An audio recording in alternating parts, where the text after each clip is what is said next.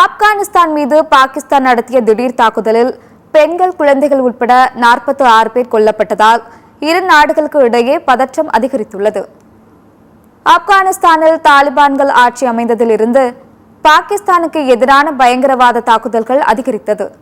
ஆப்கானிஸ்தானில் முகாமிட்டுள்ள பயங்கரவாதிகள் அவ்வப்போது எல்லை தாண்டி பாகிஸ்தானில் தாக்குதல் நடத்தி வந்தனர். இதற்கு தக்க பதிலடி கொடுக்க காத்திருந்த பாகிஸ்தான் நேற்று முன்தினம் இரவு விமானங்கள் மூலம் தீவிரவாதிகள் முகாம்கள் மீது குண்டு வீசி தாக்குதல் நடத்தியது. ஆப்கானிஸ்தானின் பர்மல் மாவட்டத்தின் கிழக்கு பகுதியான பக்டிகா மாகாணத்தில் நடத்தப்பட்ட இந்த தாக்குதலில் தாலிபான் அமைப்பைச் சேர்ந்தவர்கள், பெண்கள், குழந்தைகள் உட்பட 46 பேர் கொல்லப்பட்டனர். பாகிஸ்தானின் தாக்குதல் கோழைத்தனமானது என்று கண்டனம் தெரிவித்துள்ள தாலிபான் அமைப்பு தக்க பதிலடி கொடுக்கப்படும் என எச்சரித்துள்ளது. இதனால் இரு நாடுகளுக்கு இடையே பதற்றம் அதிகரித்துள்ளது.